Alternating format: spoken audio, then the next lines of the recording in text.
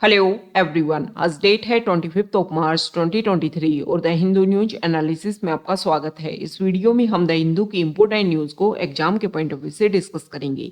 नीचे description box में Telegram channel Volcano IAS Academy का लिंक दिया हुआ है। आप Telegram channel Volcano IAS Academy के साथ में जुड़ सकते हैं।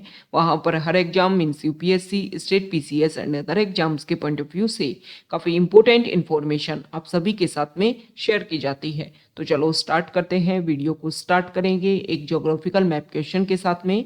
और आज आपका क्वेश्चन ये है कि फेनी रिवर को आपको मैप में व्यू करना है, फिर इससे रिलेटेड हर इंपॉर्टेंट फैक्ट्स को एंड इंफॉर्मेशन को कमेंट बॉक्स में टाइप करना है।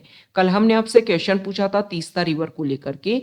तो तीस्ता रिवर जो है वो ब्रह्मपुत्र रिवर की एक इंपॉर्टेंट राइट बैंक ट्रिब्यूटरी के रूप में इंडिया एंड बांग्लादेश कंट्री के बीच में फ्लो करती है। तीस्ता रिवर का ओरिजिन जो है वो हमारे इंडिया के सिक्किम स्टेट से होता है, उसके बाद में वेस्ट बंगाल स्टेट में फ्लो करती हुई लास्ट में बांग्लादेश कंट्री में ब्रह्मपुत्र रिवर में जाकर के मर्ज हो जाती है। तीस्ता रिवर के बेसिन की अगर हम बात करें तो इसके रिवर बेसिन का मैक्सिमम पार्ट जो है वो इंडिया में लोकेटेड है। ओनली 17% जो है वो बांग्लादेश में एग्जिस्ट करता है। तो अभी स्टार्टिंग में हमने देखा कि ब्रह्मपुत्र रिवर की राइट बैंक ट्रिब्यूटरी है। तो क्वेश्चन आपको इस तरीके से पूछ लेते हैं कि जो भी मेन रिवर्स हैं उनकी एक तो ट्रिब्यूटरीज को लेकर के क्वेश्चन पूछ लिया जाएगा। जैसे कि आपको ब्रह्मपुत्र रिवर और उसकी ट्रिब्यूटरी के 3-4 नेम आपको दे देंगे, पूछ लेंगे कि कौन से राइट बैंक ट्रिब्यूटरीज है, कौन सी लेफ्ट बैंक ट्रिब्यूटरीज है। या फिर क्वेश्चन इस तरीके से भी आता है कि ब्रह्मपुत्र रिवर के ओरिजिन पॉइंट से अगर हम बात करें और मर्जिंग पॉइंट से अगर हम बात करें तो इसमें इसके बीच में कौन सी जो ट्रिब्यूटरीज है वो किस तरीके से आकर के मर्ज होती हैं। जैसे कि आपको इस तरीके से 3-4 नेम दे दिए ट्रिब्यूटरीज के, फिर आपसे पूछ लेंगे कि कौन सी रिवर जो है वो सबसे पहले, फिर कौन सी बाद में, इस तरीके से। तो आपको पता होना चाहिए कि सबसे पहले कौन सी ट्रिब्यूटरी जो है वो आकर के कौन सी रिवर में मर्ज होती है। स्पेसिफिक फोकस किया जाता है जो रिवर जो है वो न्यूज में बनी रहती है, चाहे तो ट्रिब्यूटरी जो है वो न्यूज में बनी रहे या फिर मेन रिवर जो है वो न्यूज में बनी रहे। तो इसको लेकर के जो क्वेश्चन जो है इस तरीके से क्वेश्चन एसोसिएट करके पूछ लिया जाता है।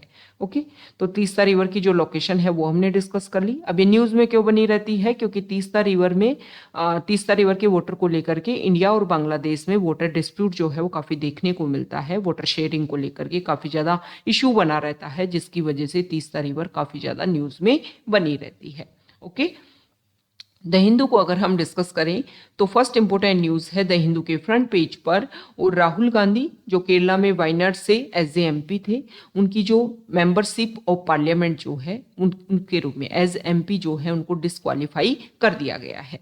कल हमने डिस्कस किया था कि एक स्टेटमेंट 2019 के टाइम में जब पार्लियामेंट्री इलेक्शन हो रहे थे तो उस टाइम उन्होंने एक स्टेटमेंट दिया, उसके बेसिस पर उनके खिलाफ में एफआईआर की गई और सूरत कोर्ट ने यहाँ पर डिसीजन दिया है, 2 साल की उनको दी है मतलब सेंटेंस, एज ए सेंटेंस जो है उनको मतलब पनिशमेंट के रूप में दिया गया है।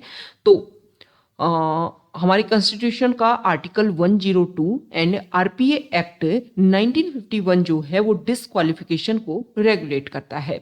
तो आरपीए एक्ट जो है उसके बेसिस पर, उसकी जो भी इंपॉर्टेंट टर्मिनोलॉजी है उसके बेसिस पर यहाँ पर डिस्क्वालिफिकेशन किया गया है। हालांकि ये बोला जाता है कि जो सिटिंग मेंबर्स होते हैं उनको कुछ टाइम पीरियड दिया जाता है जिसमें वो हायर कोर्ट में जो है वो पिटीशन अप्लाई कर सकते हैं, और इस टाइम गैप में जो है अगर हाई कोर्ट जो है उनको जो भी सेंटेंस मिली है उसको ओवरटर्न कर देता है तो उनकी मेंबरशिप जो है वो डिस्क्वालीफाई नहीं होते और मेंबर जो है वो बने रहते हैं। लेकिन 2013 में एक केस आया था और उस केस का नाम आपको ध्यान में रखना है, lily Thomas versus union of India. 2013 में ये केस, इस केस में सुप्रीम कोर्ट ने ये बात बोली कि आरपीए एक्ट 1951 का जो पार्ट ये बोलता है कि सिटिंग मेंबर्स या फिर लेजिस्लेटर जो है एमपी या एमएलए जो है उनको अगर कन्विक्शन मिली है, वो एज ए किसी क्राइम में कन्विक्टेड हुए हैं और उनको पनिशमेंट दी गई है, तो जो उनकी मेंबरशिप जो है वो उसी टाइम रद्द हो जानी चाहिए। इसको प्रोटेक्शन देता है आरपीए एक्ट 1951। तो यहाँ पर lily Thomas versus union of India में सुप्रीम कोर्ट ने ये बोल दिया कि एट वंस जो है एमपी और एमएलए की जो मेंबरशिप है वो अनल होनी चाहिए, रद्द होनी चाहिए। तो इसी के बेसिस पर जो है वो यहाँ पर राहुल गांधी की जो मेंबरशिप है उसको खत्म किया गया है। ओके, यहाँ पर अपोजिशन पार्टीज ने जो है उसका प्रोटेस्ट किया है।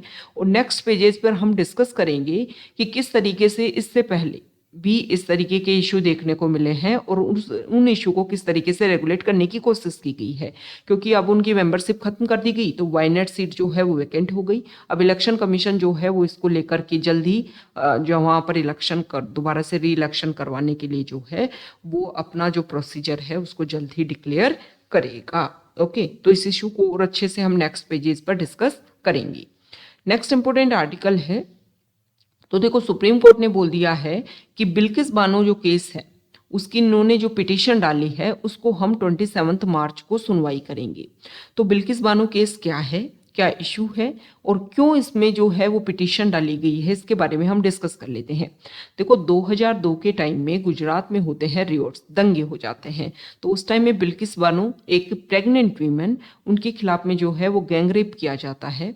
इसमें कुछ लोग जो है उनको अरेस्ट किया जाता है और अरेस्ट करने के बाद में उन पर केस जो है वो स्टार्ट होता है 2007 से और 2017 में जो है डिक्लेयर कर दिया जाता है कि हाँ ये 11 लोग जो हैं वो इस गैंगरेप में शामिल थे और उन्होंने हीनियस क्राइम जो है ये किया है।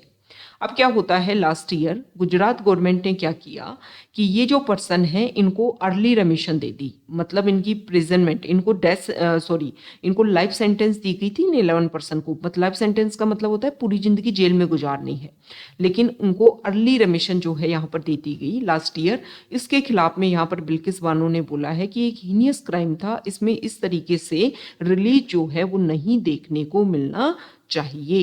ओके, तो यहाँ पर अगर हम बात करें कि क्या इशू है और किन के बेसिस पर ये रिव्यू पिटीशन जो है वो डाली गई है, उन सब के बारे में हम यहाँ पर डिस्कस कर लेते हैं।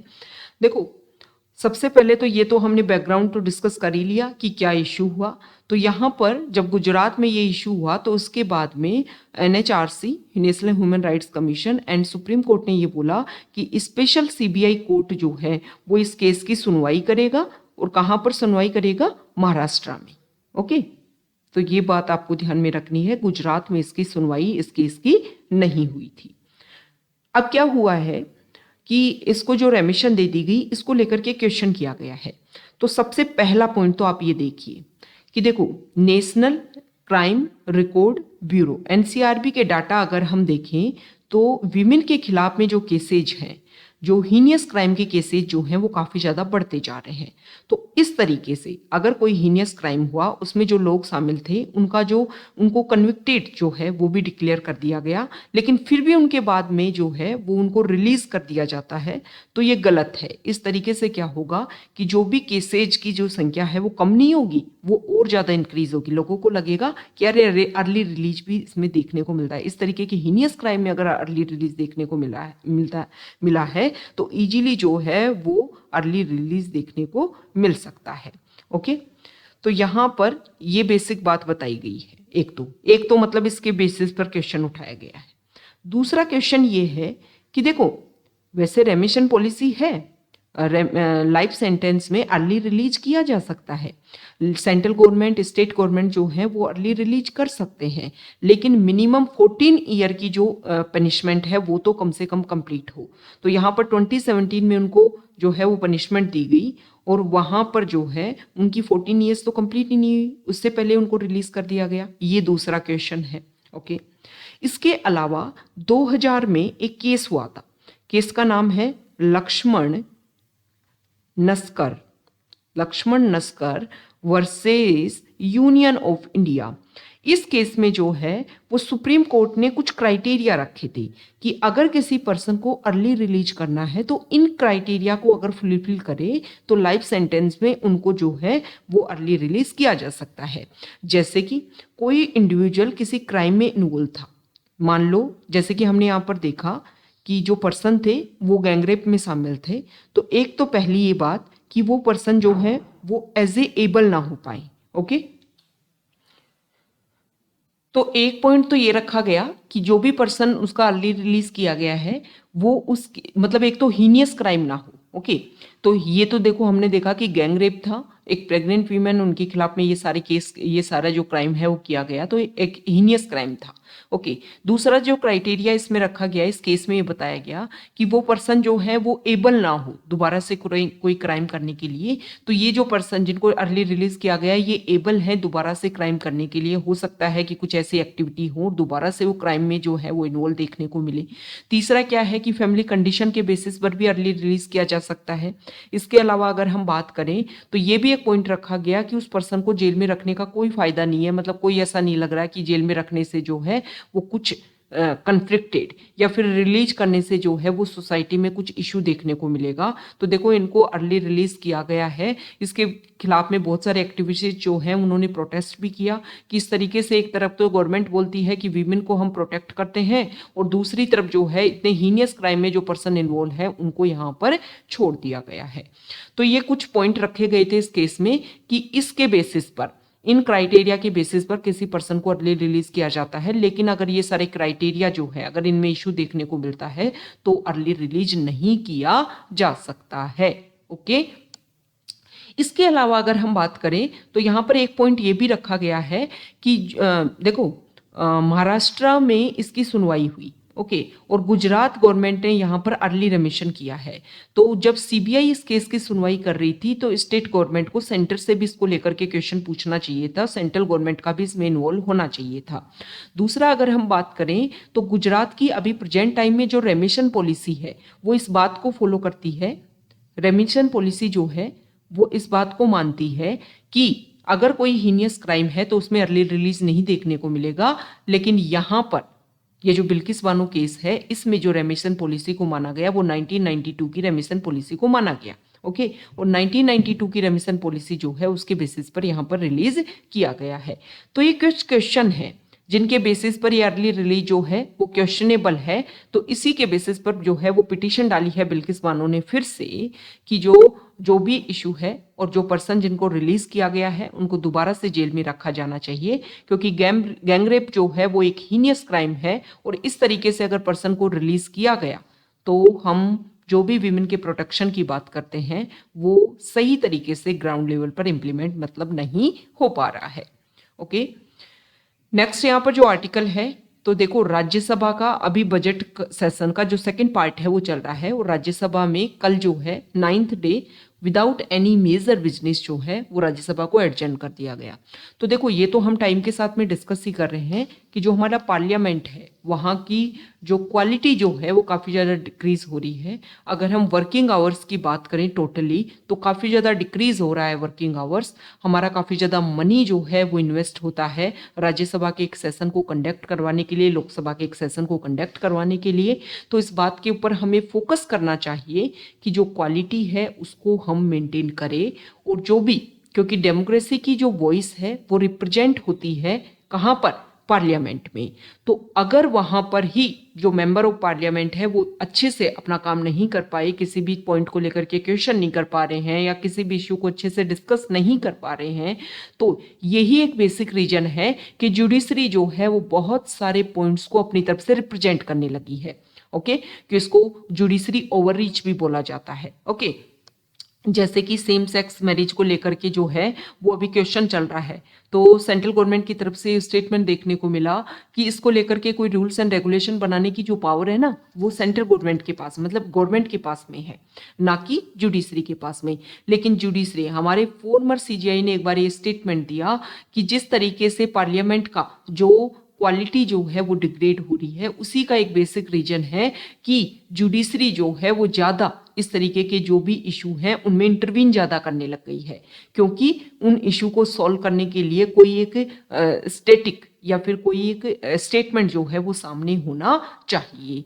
तो अगर पार्लियामेंट में इसी तरीके से डिक्रीज देखने को मिलेगा तो डेमोक्रेसी में जो लोगों का एक विश्वास जो है, बिलीफ जो है वो काफ़ी कम होता है। ओके, तो हमारे राज्यसभा और लोकसभा के जो भी सेशन हैं वो अच्छे से कंडक्ट होने चाहिए, साथ ही साथ में उनका जो रिजल्ट है वो भी देखने को मिलना चाहिए, क्योंकि वैसे ही हमारे जो सेशन है वो काफ़ी कम कंडक्ट होते हैं और उनमें जो डिस्कशन है, क्वेश्चन इतने सारे हैं हमारी सोसाइटी के अकॉर्डिंग, हमारे बहुत सारे रूल्स एंड रेगुलेशन के अकॉर्डिंग, प्रेजेंट टाइम में सर्कमस्टेंसेज जैसे चेंज हो रही है उसके अकॉर्डिंग, तो उन सारे क्वेश्चंस को जो है वहाँ पर रिप्रेजेंट करने की ज़रूरत है। इससे डेमोक्रेसी में जो बिलीव है, डेमोक्रेटिक जो इंस्टीट्यूशंस है उसमें बिलीव जो है वो और ज़्यादा इंक्रीज होगा पॉपुलेशन का। ओके, और देखो इस तरीके से इंक्रीज होता है ना कि वहां पर इस पॉइंट को लेकर के ये क्वेश्चन किया गया, इस तरीके से जो अपोजिशन ने क्वेश्चन उठाए, अपोजिशन ने इस तरीके से रिप्रेजेंट किया, तो एक तरीके से लोगों का जो वोटिंग में बिलीव जो है ना वो और ज़्यादा इंक्रीज होगा। और वोटिंग राइट्स के लिए जो हम अवेयरनेस क्रिएट करने की कोशिश करते हैं वो ज़्यादा हमें करने की ज़रूरत नहीं होगी। बस लोगों को ये लगेगा कि हाँ, हमारे जो रिप्रेजेंटेटिव हैं वो हमारे इशू को, हमारी प्रॉब्लम को जो है वो वहाँ पर रेगुलेट करते हैं, वहाँ पर रिप्रेजेंट करते हैं, और हमें जो है वो ज़्यादा से ज़्यादा अपनी वॉइस को वहाँ पर रिप्रेजेंट करना चाहिए, उन पे पार्टिसिपेट करना चाहिए, और जो पर्सन जो है वहाँ पर अच्छे से अपना वर्क कर रहे हैं उनको हमें रिप्रेजेंट वहाँ पर करना चाहिए। ओके, तो डायरेक्टली और इनडायरेक्टली इस चीज़ के जो है वो काफ़ी ज़्यादा प्रॉफिट है। नेक्स्ट यहाँ पर जो आर्टिकल है, राहुल गांधी की जो मेंबरशिप जो है अनल की गई है, डिस्क्वालीफाई उनको डिक्लेयर किया गया है, उसी को लेकर के यहाँ पर कुछ केसेस रखे गए हैं कि अब इलेक्शन कमीशन के ऊपर क्वेश्चन है कि इलेक्शन कमीशन जो है वायनाड सीट के लिए कब अपना प्रोसीजर जो है वो लॉन्च करता है। तो यहाँ पर दो केसेस की बात की गई है। देखो, एक तो लक्षद्वीप के MP, उनको डिस्क्वालीफाई किया गया है, उनके ऊपर जो है उनको भी सेंटेंस दी गई थी, और दूसरा है आजम खान। तो उनमें जैसे ही कोर्ट ने अपना रिजल्ट दिया उसके बाद में क्या हुआ, इलेक्शन कमीशन ने अपने जो प्रोसीजर है उनकी सीट को लेकर के वो रिलीज कर दिया था। तो यहाँ पर हायर कोर्ट ने ये बोला, सुप्रीम कोर्ट ने दोनों ही केसेस में ये बात बोली थी कि देखो इलेक्शन कमीशन को इतनी जल्दबाजी करने की जरूरत नहीं है। अगर दूसरा हायर कोर्ट जो है इस इशू को खत्म कर देता है, अनल कर देता है, तो इसके बेसिस पर जो है उनकी जो मेंबरशिप है वो खत्म नहीं होगी है। ओके, तो उनकी मेंबरशिप को बनाए रखने के लिए अभी जो हायर कोर्ट जो है उसमें क्या डिसीजन आता है ये ज़्यादा इम्पोर्टेंट हमारे लिए रहेगा। नेक्स्ट जो आर्टिकल है यहाँ पर देखो, सुप्रीम कोर्ट ने एक बात बोली है कि अभी UAPA एक्ट के अंडर अगर मान लो कोई ऑर्गेनाइजेशन जो है उसको बैन कर दिया गया, तो ऑर्गेनाइजेशन को अगर बैन कर दिया गया तो उसके बाद में अगर कोई पर्सन फिर भी उस ऑर्गेनाइजेशन से जुड़ा हुआ रहता है तो उसको UAPA एक्ट के अंडर जो है उसकी पर्सन को जो है वो टारगेट किया जा सकता है, क्योंकि इंडिया की इंटीग्रिटी सॉवरेनिटी को जो है वो हार्म पहुंचा रहा है वो ऑर्गेनाइजेशन, तभी तो उसको बैन किया होगा। देखो, अब ये जो सुप्रीम कोर्ट ने रिजल्ट दिया है ना, इससे पहले सुप्रीम कोर्ट ने इस चीज को लेकर के भी स्टेटमेंट दिया हुआ है कि अगर कोई ऑर्गेनाइजेशन गलत तरीके से काम कर रहा है और उससे कोई पर्सन जुड़ा हुआ है तो ये इस बात की गारंटी नहीं देता कि वो पर्सन जो है वो भी हमारे कंट्री के जो है वो खिलाफ काम कर रहा है। मतलब मेंबरशिप को वहां पर टारगेट करने की बात नहीं की गई थी, लेकिन अब सुप्रीम कोर्ट ने जो है वो अलग स्टेटमेंट दिया है और अलग पॉइंट जो है उसको रखा है कि सुप्रीम कोर्ट ने ये बोला कि कोई भी ऑर्गेनाइजेशन को अगर आप बैन करते हो तो उसको क्लैरिफिकेशन जो है अच्छे से उसको लेकर के क्लैरिफाई किया जाना चाहिए कि हाँ इस ऑर्गेनाइजेशन को बैन कर दिया गया है। अगर उसके बाद में भी कोई पर्सन उस ऑर्गेनाइजेशन से, उस एसोसिएशन से जुड़ा रहता है तो ये जो चीज़ें हैं वो गलत हैं, और कोई भी पर्सन फिर ये नहीं बोल सकता कि हमारा कॉन्स्टिट्यूशन में फंडामेंटल राइट्स में आर्टिकल 19 सब क्लोज 4 जो है वो हमें ऑर्गेनाइजेशन, एसोसिएशन बनाने की जो है वो छूट देता है। ओके, तो यहाँ पर बोला गया है कि इस तरीके से आपको क्या करना है, इस तरीके से आपको ये चीज करनी है कि उस ऑर्गेनाइजेशन को अगर बैन किया गया है तो उसको क्लैरिफिकेशन होना चाहिए, लोगों को इसके बारे में अवेयरनेस होनी चाहिए, और अगर फिर भी कोई पर्सन उससे जुड़ा हुआ है तो UAPA एक्ट का जो सब सेक्शन जो है उसके अंडर जो है उस पर्सन को टारगेट किया जा सकता है, उसको जो है एक तरीके से रेगुलेट करने की कोशिश की जा सकती है।